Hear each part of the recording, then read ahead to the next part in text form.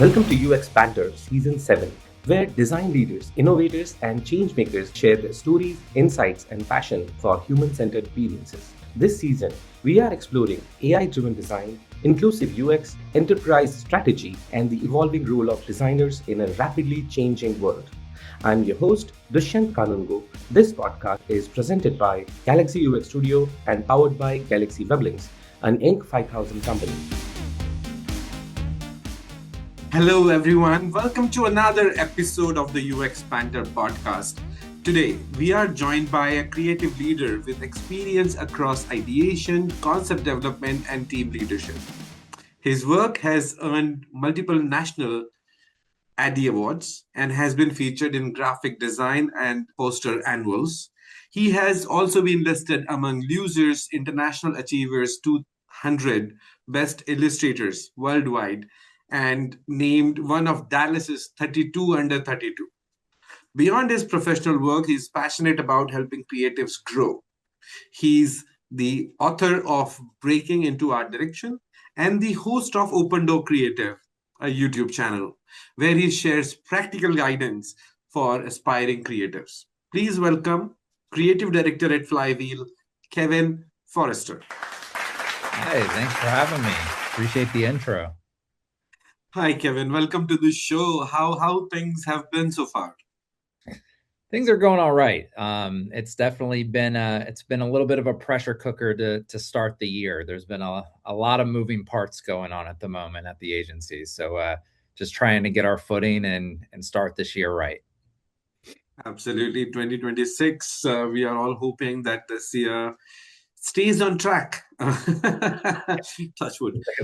So, how's the journey so far was for you? Because art direction and the creative side of UX that people often mislabel as UI UX, and then they forget every time that UI is just a subset of the user experience, and it is one of the key areas which actually sell.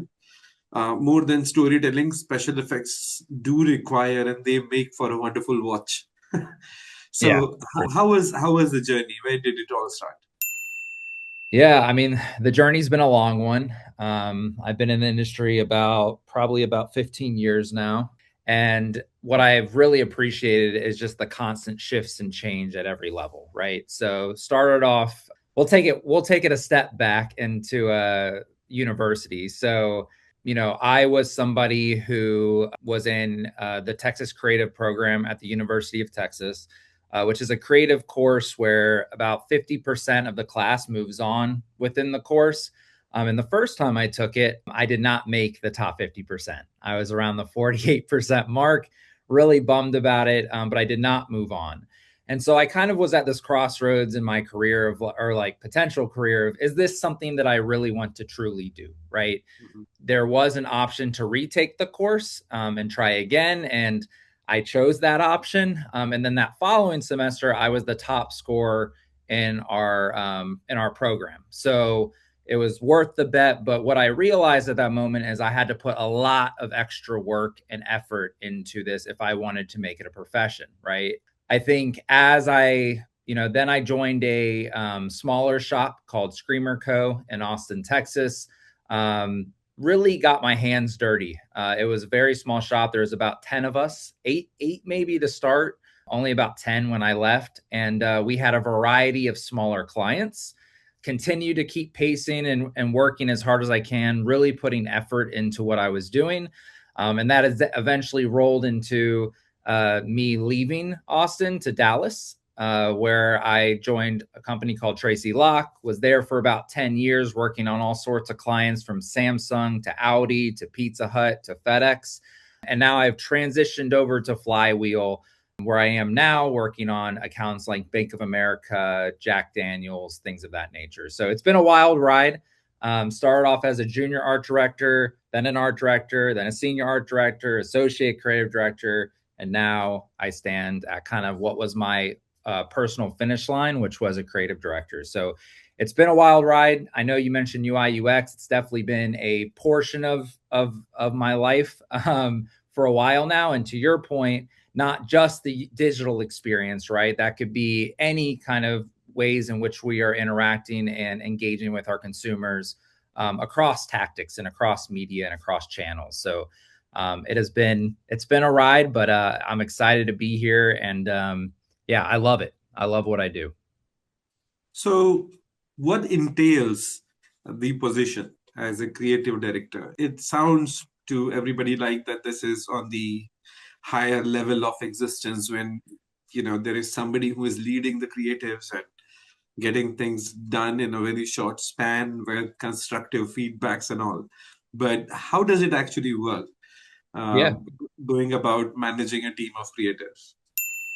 Yeah, I mean, every account is very different. And so I would say that the roles and responsibilities of a creative director actually changes depending on what your team needs, right?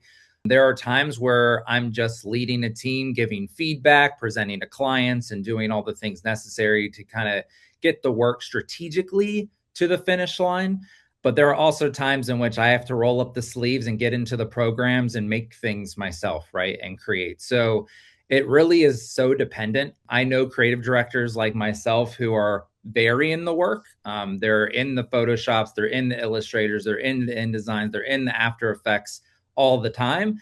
I also know the creative directors who don't touch the programs because they don't have the capacity and time to do so. So they are very much leading from above, directing the team. There's a lot of creative check-ins that go on to where I'm able to provide feedback and direction and push the teams, not just design-wise, but strategically as well. And I think that is where a good creative sits, is someone who can impart their vision, but also let their team kind of do what they need to do too, and have that ownability of their own work, and give them the space to continue to grow in their own careers too. So I think that's a very underrated portion of the job in general.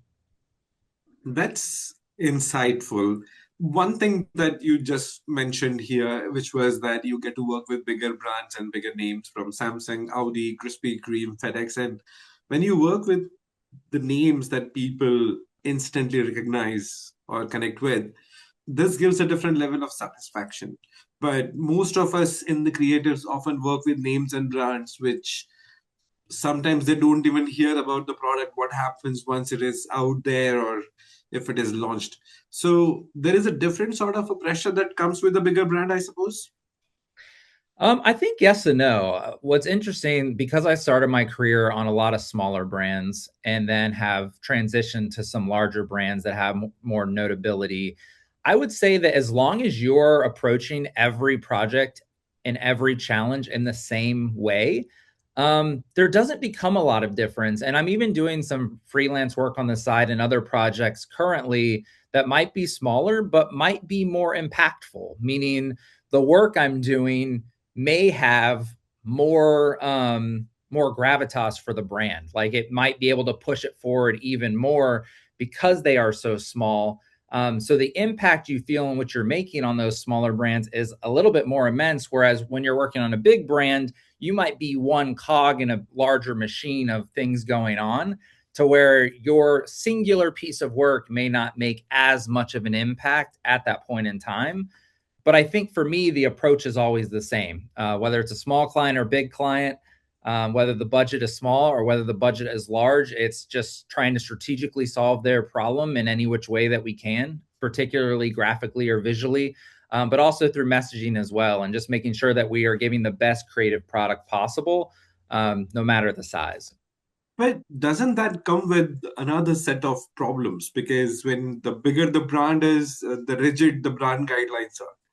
And anytime you are going to create something, if it goes a little bit off brand, it either changes the identity, the approval cycles, or you get a big backlash saying that this is not the quality that we are at. So, what is the room for maneuvering, and how do you onboard or sell a new idea, which may be a bit risque in terms of what the brand currently is known for or doing? Yeah, no, it's a great question.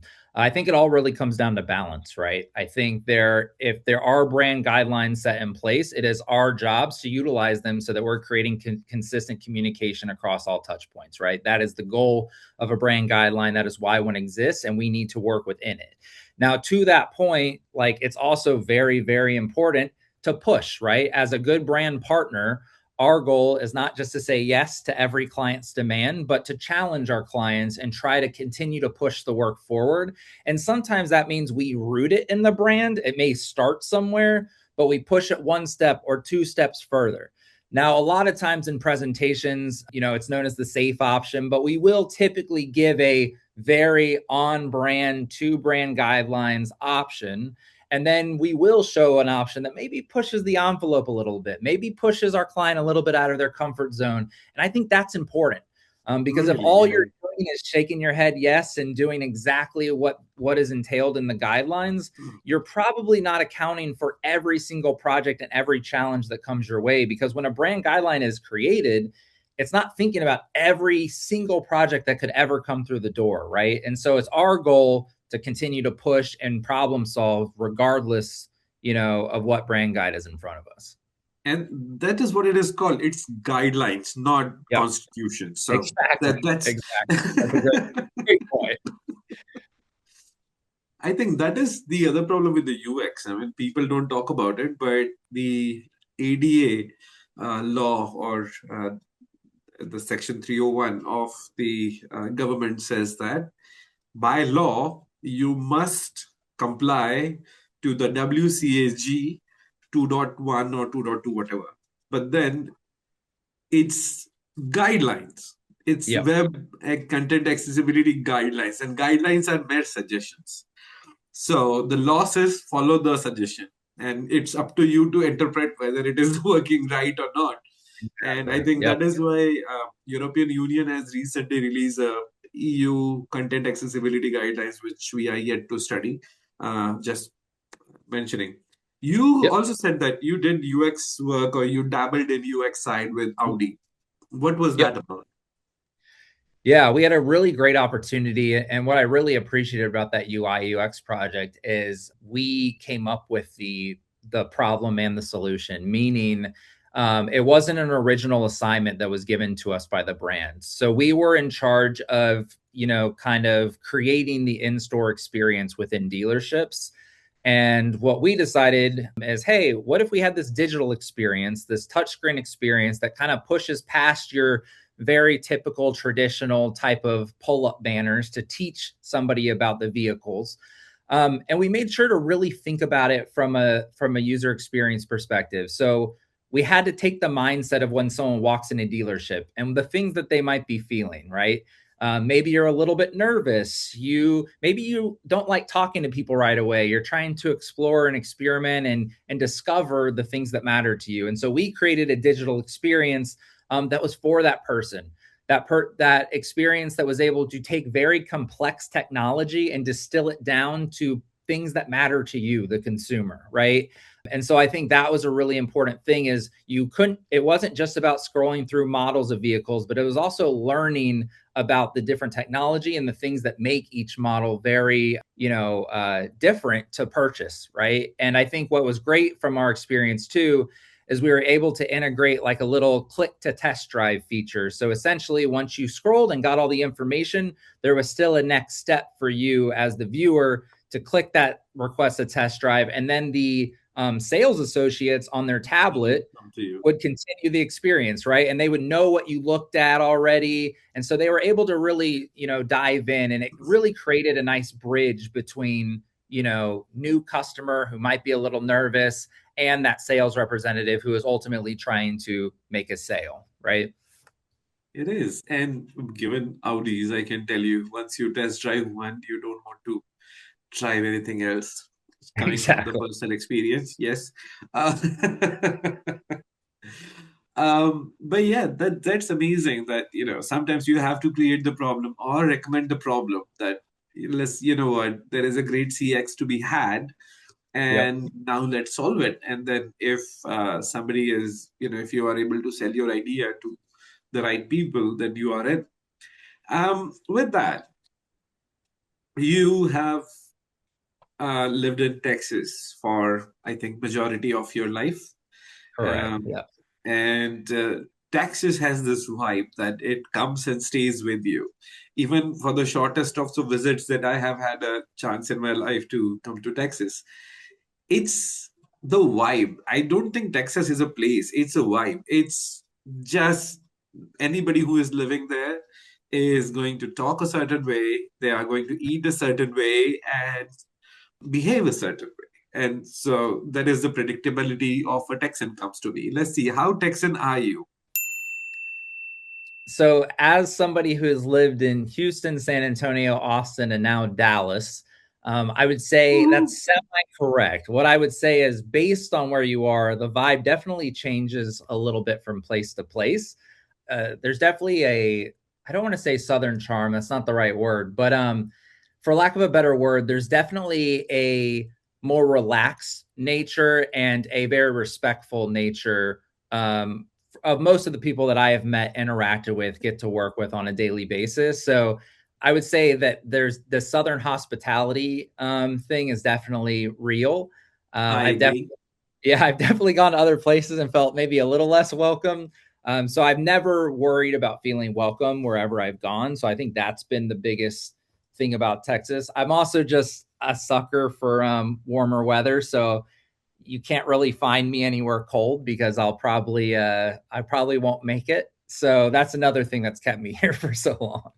I been to not Houston, but the rest of the places that you mentioned or Yep. lived. So Dallas, I've spent very little time, but San Antonio, I visited like 3 times. I did the Riverside Walk. It is one of the Yep. most beautiful things that you can find in the middle of a hot weathered city.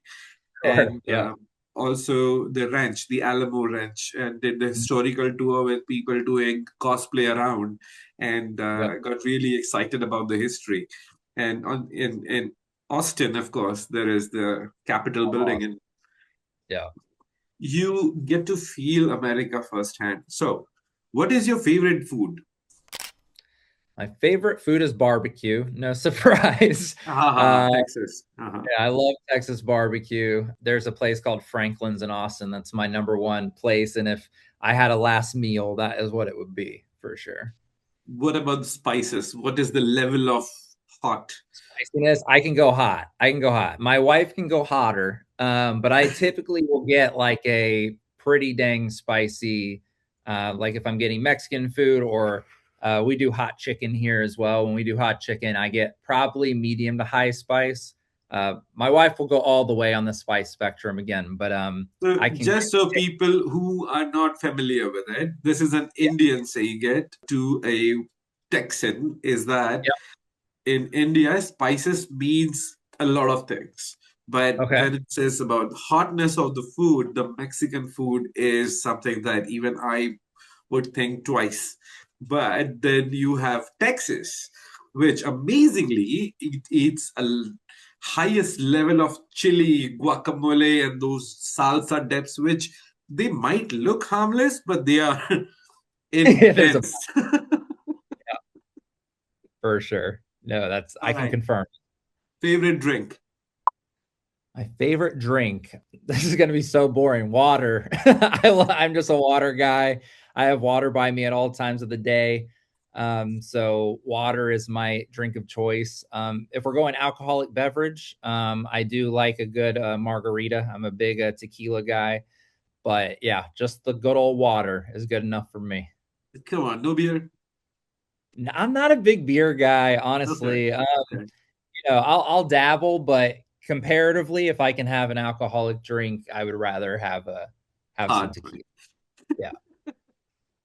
I mean, this is the most common thing that you have seen across that whenever it comes to food choices, it's always needs a bit of a creative stench to it. I have known people in Texas who have like monthly subscriptions of taco joints. They just, they can eat tacos 3 times a day, maybe a bowl, maybe a wrap, whatever they do. This is tacos are everywhere. And so I had to actually knowingly have to say to this guys that I will come to your place if you promise that we are not eating tacos. I can't promise it. Tacos are great. Tacos are great. And we too have not a subscription, but we are members of a taco joint here, and we get it pretty That's what frequently. I'm talking about. Yeah, yeah. So that's valid. Max, this is Texan. Now you are a certified Texan from. I take it from this podcast. This podcast certifies Kevin to be a certified Texan. Thank you. Well, there we Appreciate are. it. So, coming off of that conversation, you just mentioned that you have a wife. Do you have children? No children yet. No, just me and my wife and 2 dogs. Ah, amazing. I'm also a doggy daddy. My dog is called Dobby because he has Bobby, that's long cute. ears, and I'm a Yeah, Potterhead. nice, nice. Love that. Yeah, I'm a big Harry Potter guy myself, so I appreciate that name. That's solid. And what's better than having a best friend like that? So that is something that does trick for me. So do you travel for holidays and stuff? Yeah. So I'm a big traveler. My wife and I just went to Iceland, which was absolutely beautiful.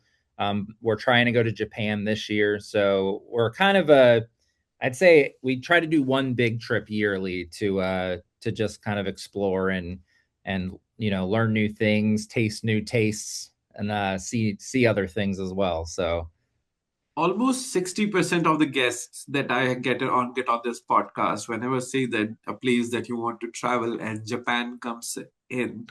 And I think mhm. it has to because we have, as creatives, read everywhere about the Japanese aesthetics that once in a lifetime you must visit and understand that how the meticulous detailing that goes into Japanese culture.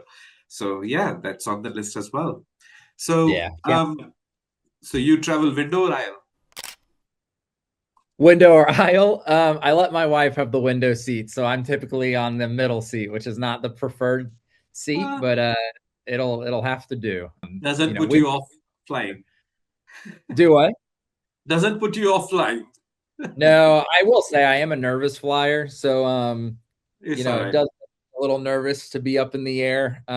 Any turbulence is not my friend, but yeah, I care more about exploring and going to the places that I'm going, so I just suck it up for that time being. Um, your nice hat. It says creative department.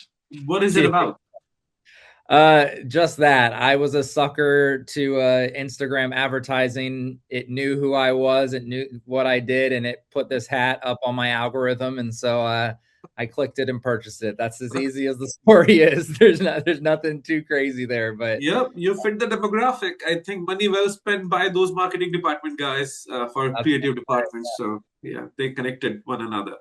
All right. yep. So on the meat of the discussion, you are a keynote speaker and you talk a lot on the subject of AI and creativity. And one thing that we are all going through at the moment, well, I think the peak has passed, but still is a matter of concern among the community is the sort of a fear and an imposter syndrome that is getting really on the nerves. And creatives are now suffering with a little bit of uncertainty that either they have to perform better than AI or Mm. they are looking at a catalog for a food truck, Yep. that something to choose from. What is your opinion? What is the prime need of the conversation that you talk about in those conversations? And yeah, I'm unable to frame the question. So Yeah, no, for sure. I mean, AI is here, right? And it's not yes. going anywhere. And I think that there are split levels of excitement. Some people are not excited at all. People are very threatened. I equate it to it feels a little bit like an identity crisis. Like with this new power, who are we? What do we do? What is our role in doing what we're doing? If it does offload some of the stuff that used to take hours and hours and hours from our job. There are also the other half, myself included, where I'm taking it the bull by the horns a little bit, and this is something that's here, whether we like it or not, and I'm going to embrace it and utilize it and try to push myself creatively to see how far and how more creative I can actually be with this tool. I think there is no need to be so hesitant about it because we've been here before, right? There was a time in the advertising world before Photoshop, before Illustrator, before InDesign, before After Effects, where it took a long time to put an ad together. It took a lot of work. And then these new tools came along that definitely made you more efficient, but they also made you more creative. And to me, AI is just the next evolution of that. It is a new tool for us to utilize, and that is here at our disposal. And it is up to you to kind of utilize it and push it to where you can be more creative. But didn't that change in technology make multiple generations redundant? So the movie poster industry, when they were uh, painting it by hand, then came the part where they were just cutting the corners and then pasting it to digital. There's always been one entire generation or family that actually was Sure. relying on that particular type of profession. But upgrade and that transition happened after long periods of time. Sure. Now the transitions are so quick that somebody who is in the middle career, for example, and they have become reliant on the things that they have been doing, and sudden comes the big change in tech and the way of working in the. So how do you think that they are going to cope up with the entire problem statement? Yeah, no, it's great. That's a great point. I think overall, if we think about it, yes, it kind of felt like a flip of the switch a little bit, right? Like AI is here, there's all these tools, but what I would also argue is those tools aren't completely refined. We're not 100% utilizing them for every single task. So there's still things that we're having to do. So it does still feel to me like a transitionary period. That's why I don't label myself as an AI expert. I label myself as an AI practitioner because to me, it's changing so quickly and changing so often that, like, yes, you can use it, but I don't believe that there's that many true AI experts because we're still evolving and learning how to utilize it to the best of its ability, right? And so my goal for myself, at least, and my team, I would hope, is just to start taste testing, start to experiment, start to see which tools they can put in their current tool belt to be efficient in certain parts of their job. So it's not that AI has taken every responsibility off of our plate. It is more so, hey, what used to take me a really long time with, let's say, image searching, now I can get relatively quickly. It may be that there's some more practical skill, right? Like I used to have to do a lot of photoshopping, adjusting highlights and shadows and all these things to make things look more realistic. Now I can get that a lot more quickly. That actually frees up more of my time to be more conceptual, be more strategic, think about things a little bit more holistically, where in the past, deadlines have really dictated how much time I'm actually able to spend in those areas. But I would say we're still in transition. It is going to be a lot faster, to your point. We're moving and grooving and going to have to do this. And I think the other thing that's really interesting to me is you mentioned, generational, there's a new class of creatives coming in right now who AI is kind of here for them to kind of start at a similar playing field and level than people who have been in the industry for 10 or 20 years, right? We're all learning this thing together. And so I think that's really interesting too, because there's a lot of, know-how that can be accomplished by a more junior level person now. And it just makes the roles a little bit more interesting and dynamic. And I'm excited about that opportunity. I remember being a young creative where I had an idea, I wanted to make it, but I just didn't have the skills and experience to make it in the way that I wanted. Now we have more tools that can help it get to a very polished level that we've never had before. And that part's really exciting as well.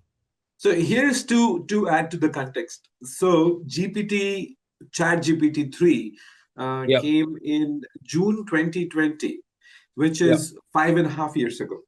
Now, Mhm. if you look that into context, that people said that AI is going to take your jobs. That is the first time the statements were coming out because GPT-3 was strong. Yep. And the 3.5 actually consolidated the foundation in about March of 22. And that is still about 4 years ago. Hmm. So if somebody is still debating that whether it is going to take your job or not, then you have actually decided for yourself, because you already had 5, 6 years, or 4 years, or 3 years, or 2 years at least to get on with it. Or if you are still wondering what's going to happen to me, Yep. I have bad news, buddy. You need to. Agreed. I mean, yeah, AI is not going to take jobs. It's the people not willing to learn and utilize AI that are going to lose their job. Like Right. that's the gist. You just have to kind of get on board on the AI train and but it will move you forward. I think that's an important thing. Once you accept that it's here and the head is out of the sand, you'll be able to move forward in your career and probably do things that you didn't even think were possible. So yeah, I think there's a lot of opportunity here more than things to worry about. But let's put another spin to the conversation that people Yep. have adopted AI and they are working with AI enabled tools and all. But doesn't that infuse the sense of imposter syndrome on another level? Because something you are able to generate by a prompt, and something that you might not would have gotten to that conclusion straight away, like something that you're refining for hours to get to the conclusion, and suddenly you just write one prompt and you have this final design. So it anybody, even if you are an experienced designer, it has that sense of a little bit of dread that comes in. Sure. Yeah, I mean, the thing about imposter syndrome is that as creatives in a very subjective field in general, it's rampant, and it's I think everybody has it. I still have imposter syndrome, and I've been around the block. I've been in this industry for a while. So like for me, I'm like, yes, I understand that our roles are shifting and changing with the addition of AI, and that does cause some imposter syndrome because it's like, oh, is this thing mine? I think ownability of a project changes a lot, and usually people find value if they feel like they owned a project through. What I would argue is when I am using my mouse and creating a perfect circle on a poster, right? Did I make that circle or did the program make that circle? Like who like is it my circle? Is it, like there's still not perfect. It's not like I made everything by hand It's and a scratched circle. everything, right? Like, well, like, and we use photography from stock sites and from photographers. Even if you concepted it and came up with what the shot list was, someone else took the snap the picture, right? And so I use that in my ad. Is this my ad still? Like someone else really worked on it. And I think this is a really important distinction because as a creative director, especially as you move up, you have, yes, you direct, yes, you give feedback, but ultimately the main ownability is usually by the designers, the writers, and those who have worked directly on it. But that doesn't mean that I have zero ownability in the project, right? And I think as AI comes in as a fellow colleague of ours, it's like, does that really take away from you and who you are? Or does that just add to your pool of talent, if you will? And it's a new body that's bringing something to the table. That doesn't mean it deletes all ownability from you as an artist or a creative, right? So I think there's something to be said there just about just general value. And I think we're just having to find value in other places. I go in every day and I say, how can I make an impact today? And sometimes that means I'm going to make an impact in a meeting. Sometimes that means I'm going to make an impact by animating or teaching somebody something. So that value that ultimately will help subside imposter syndrome has to come from within a little bit. And you just have to redefine, your job, your role, and what brings value to you in your career.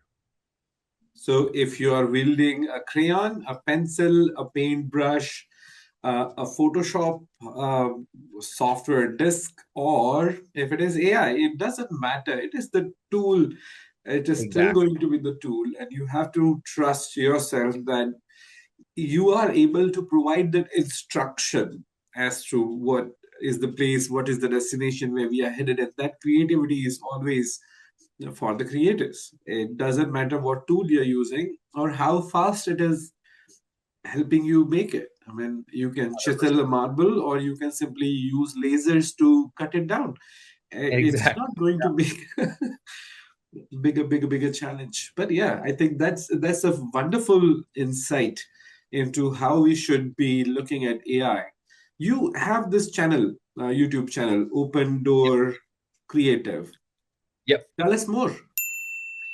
Yeah, so I want to say it's about 6 years ago now. I wanted a resource that gave knowledge to new aspiring creatives that I didn't have when I was in school.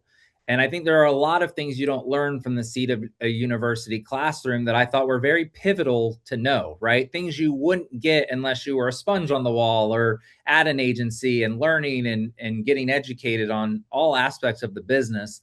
Um, so I went way out of my comfort zone because I was not good in front of a camera. I was not good at presenting. And if you go to my very old YouTube videos, because I have 150 plus now, you go to my very early ones, you can tell I was nervous. I was doing my best, but you can definitely see a progression over time at how I was able to deliver information and showcase things and help people out.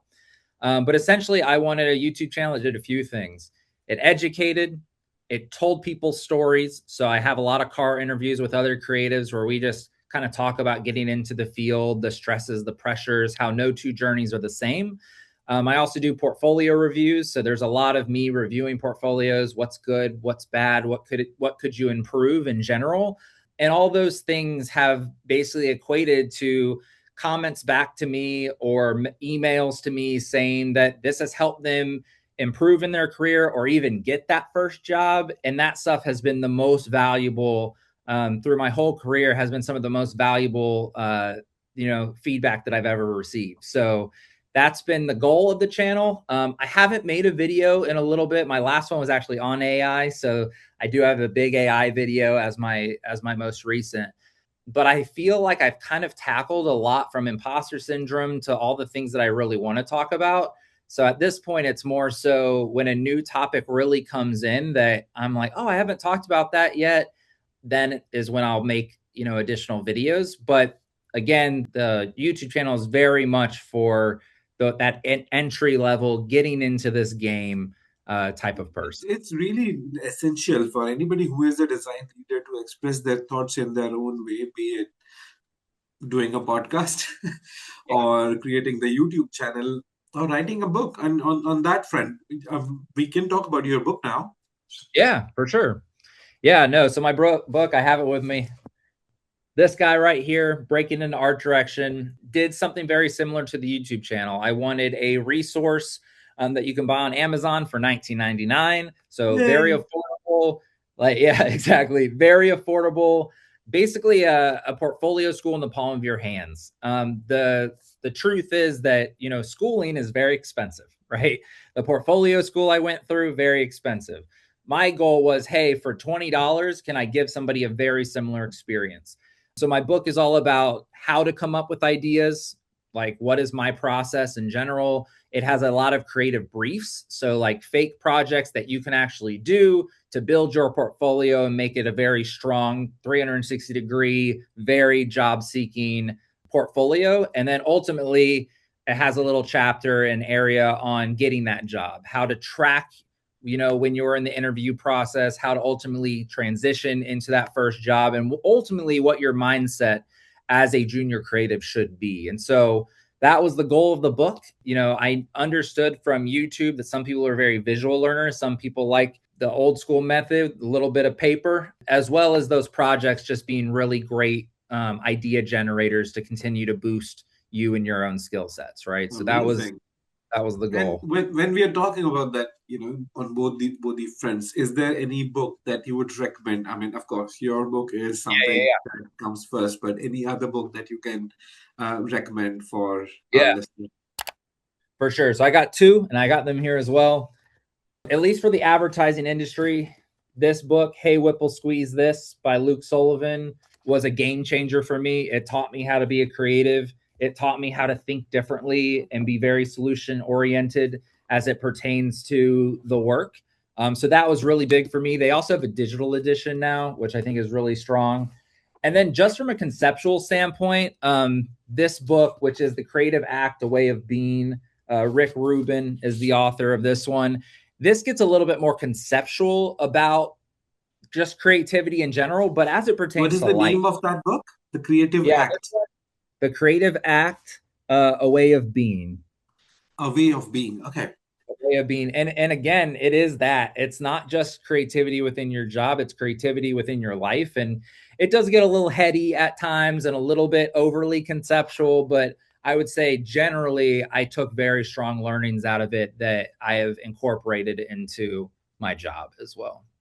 Absolutely. See, the one area of survival, or one way, I think the only way of survival in the industry for it actually matters for everybody. If you want to succeed in life, you have to stay curious. I think the more you learn, you need to learn as if you're going to live forever. And because that is the only way forward. There is so much knowledge, so much to do and see. Even yesterday, some kid was asking me that, how do you know so much about video games? You are old. I said, you're going by the color of my hair, but I can tell you I'm going to be 18 till I die. So that's right. That's right. Fair, valid. We love a good video game. Yeah, but not gonna tell him that, that I am a big time meme follower and get all my knowledge firsthand by 9gag. So sure. Yeah. all right. With that, I thank you, Kevin, for joining on the show. It has been a very, very fun conversation. Awesome. Yeah, no, thank you for having me. I think, I'm really excited to see just like, what the main takeaways are from the audience. So please comment or do any of the things that you can do. What I love to see is this is, a UI UX podcast, but one that talks for more than just user experience within the digital sense, which I think is a lot of where a lot of other UI UX podcasts are. So I really appreciate that differentiation, and interesting just to see what kinds of things people kind of took away. I think it's an interesting topic, and I'm mostly just excited for anybody that's listening, because that is what we did too, and what we're still doing, to continue to pull information, to make our own assumptions, our own guesses about what's going on in this crazy world. So I really appreciate the bridge that you're making for people. Absolutely correct. Thank you, Kevin, for joining us for the conversation today. And to all the listeners, that's it from today's episode. Please do the needful, which is like, share, and subscribe.